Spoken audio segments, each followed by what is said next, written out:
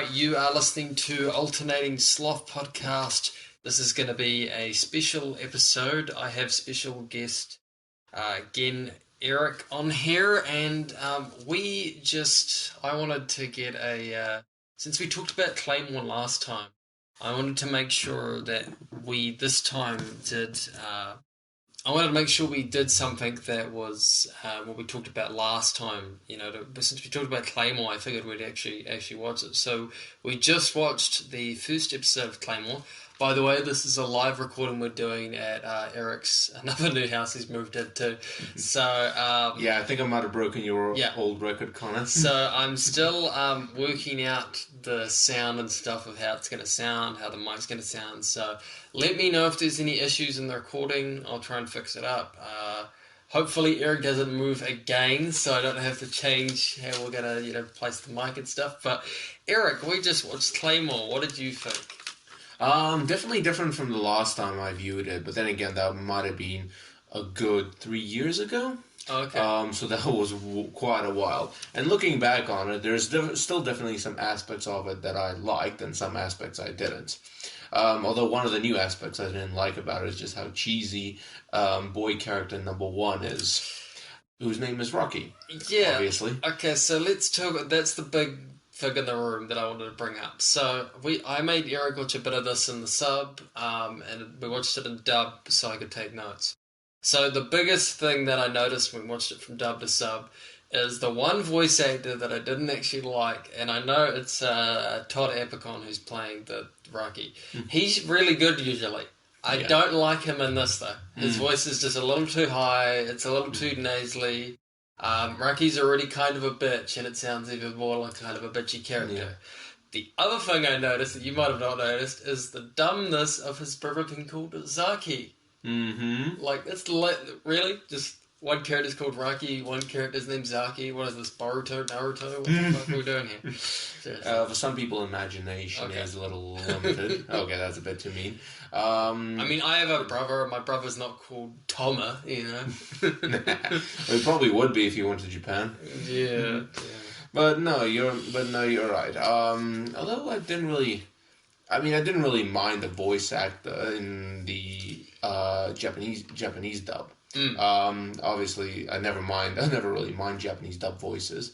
They sometimes, let's be honest, because no one ever talks about this. They sometimes can be bad. They sometimes can be bad. Yeah. I know a lot of people do like this. I personally don't like the Japanese voice of Goku. I think even as a kid, it's a little too high, a little bit too... Because you do realise that's actually voiced by a, woman. Yeah, but an old lady, which is still pretty impressive. I'm not saying it's not impressive, but I've watched Dragon Ball, and even in Dragon Ball, I don't necessarily love her voice for Goku. But that's just me. Some people... But I mean, you could have at least let it slide a bit with the Dragon Ball series, because that's when Goku was younger, a little kid. But I personally don't like the actual voice. Okay. I just don't like it that much for I do have some bias, I can admit.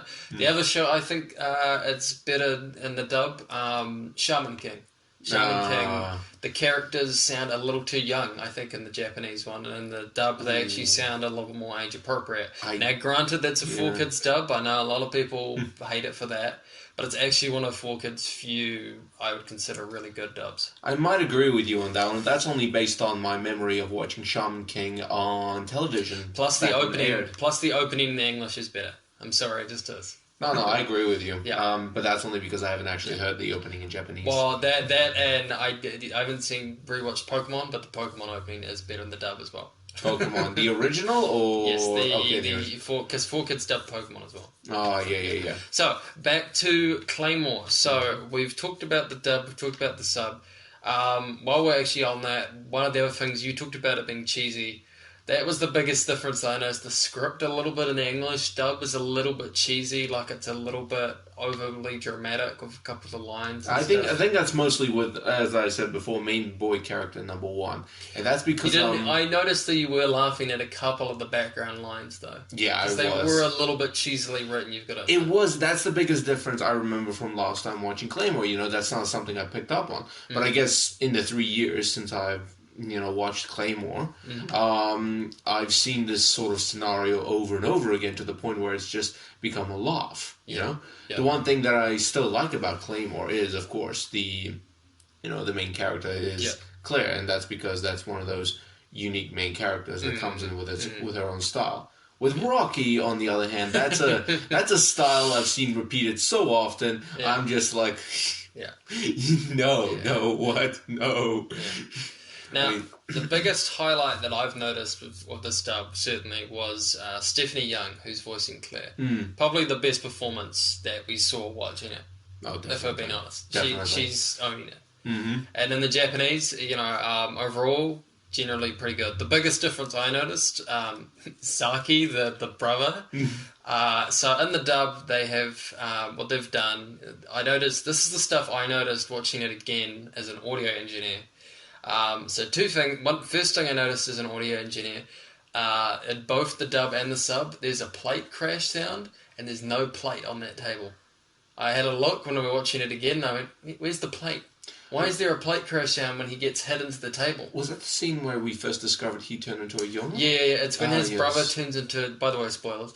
When his brother turns into a giant monster and he hits him against this table, and there's no plate on that table. And we get a plate crashing sound. And it's in the dub and the sub. And it doesn't sound that good either. It's not mixed very well. It sounds like it's coming out of nowhere. So that was one gripe I had a little bit, just as a sound engineer. I mean, commonly you do get that sound of some china crashing in most scenes where it's required for you that. see a vase or a plate or something on the table. This is a nitpicky thing, but I was watching it again, looking for a plate or something. There was nothing that on the actual table. Oh no, that's understandable. So that's just a little thing I noticed. The other thing I noticed is and I noticed this because I remember they did this later on as well. When someone turns into a Yoma, turns into a demon in the show, because this show is about, let's just say it's about a demon hunter. That's the easiest way. Female demon hunters. Not to be confused with Devil May Cry. Yeah, so female devil hunters, let's just say that, who are also kind of devil demon things themselves. Well, half devil demon things themselves. So the big thing I noticed as a sound engineer, when they turn into these, when they go full demon, their voices are they have dual audio tracks of both the voices. So they'll have one track that sounds like it's slightly lower, and that's usually sometimes that's them doing a bit of a demon voice, a bit of a sort of voice, and then there's the regular speaking voice.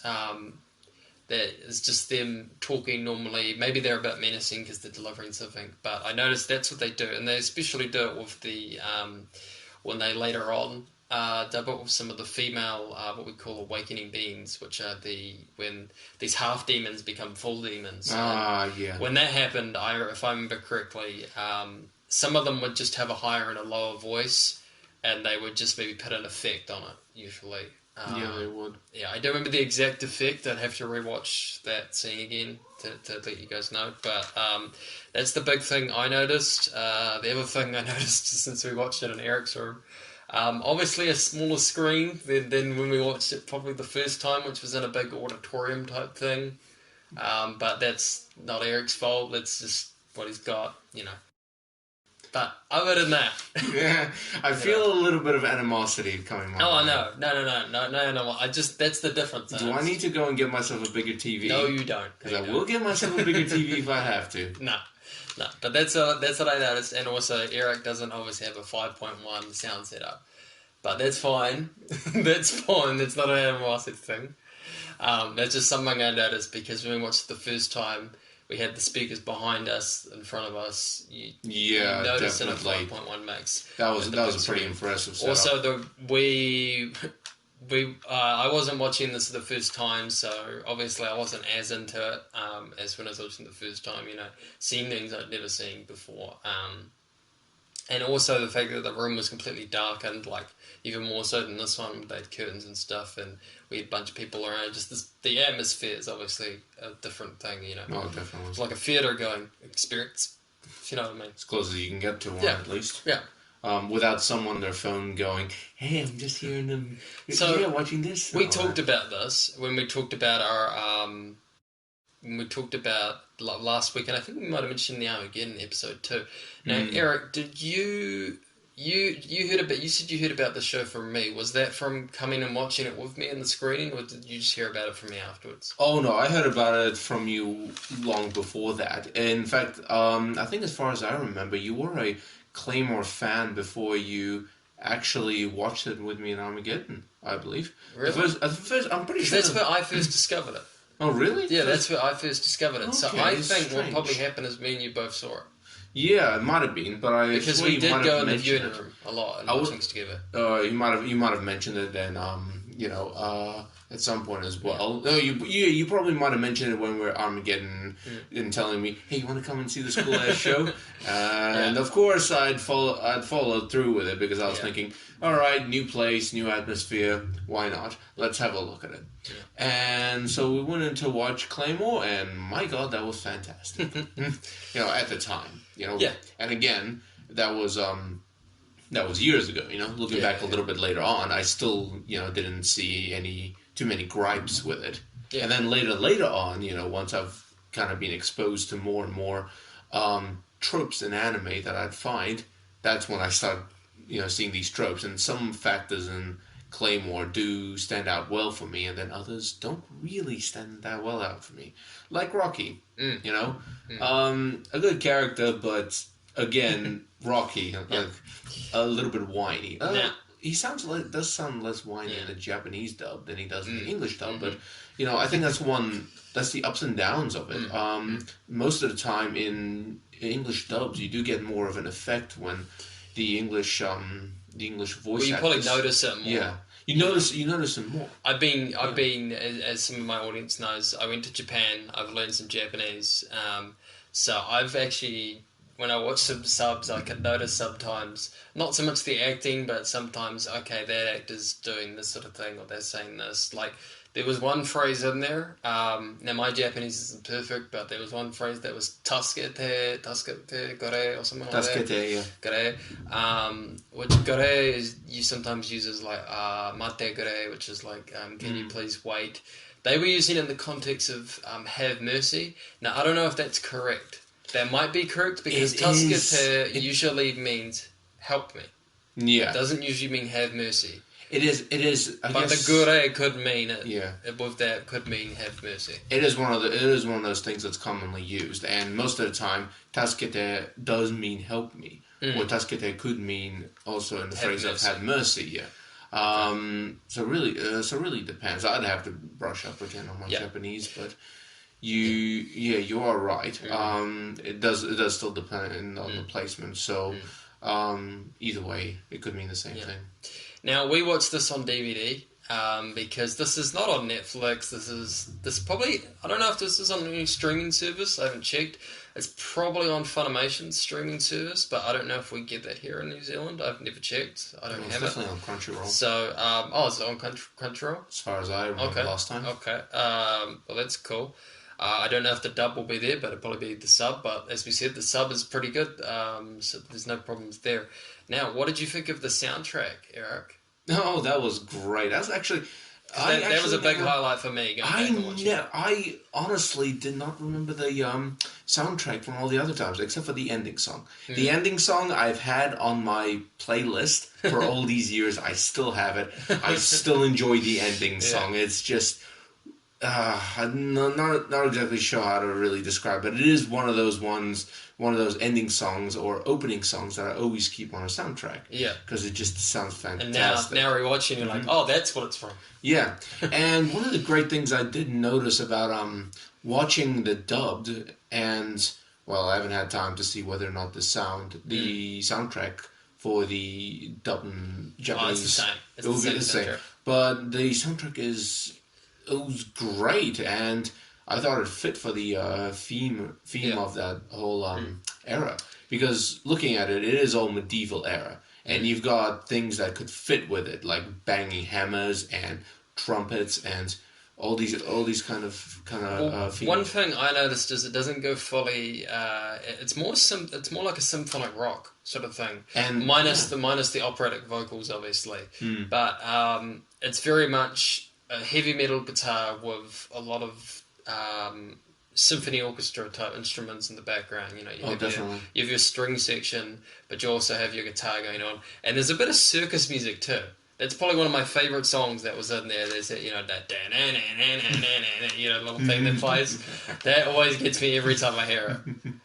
Granted, I don't think it was used as well on the scene that was used here. It was used okay, but later on, I remember it got used really well in a couple really scary and cool moments. It's Yeah. just a really cool song. And I guess for a little bit of spoilers, I have one scene where Rocky, our boy character, decides to approach who he thinks is an ally. The music theme there, that's when it actually highlights to a heavy metal track. Yeah, yeah. And yeah, it is vastly different. It's something I noticed.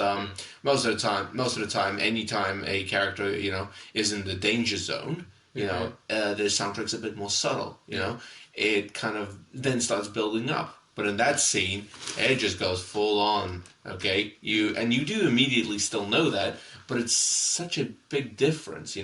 There's no subtle beginning. It's just bang on. There you go. There's the enemy. It's not a lazy kind of thing, but it's different. I think it's a good kind of different.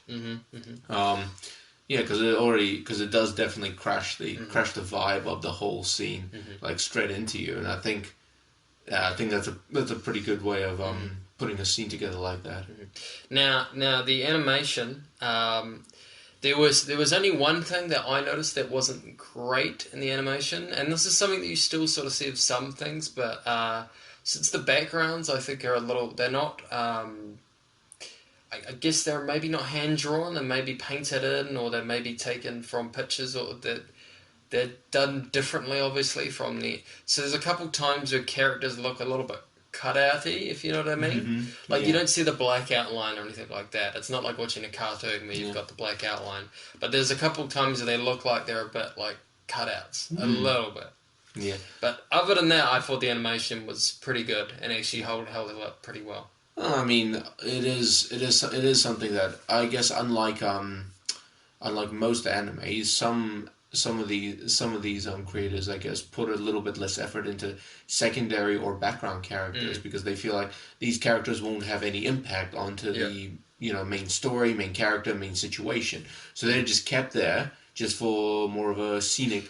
Well, yeah, they're still detailed though. That's the one good thing because if you do it some older shows, they'll have background characters and they just won't have a face. They just have two dots for eyes. That happens quite common. But I guess for something like Claymore, there are still some characters that have facial features even if they're background characters. Although still, in some situations, and I'll agree with you on the kind of simplicity of it all, some of these characters do have something like a couple of little lines drawn for eyes and a little dot for the mouth, which kind of when watching it did make me feel how unimportant that character is. The motion is generally pretty good though. The movement of the characters. Yeah, that's a big surprise. One thing we should definitely talk about if we were getting Claymore gets a lot of comparisons to Berserk.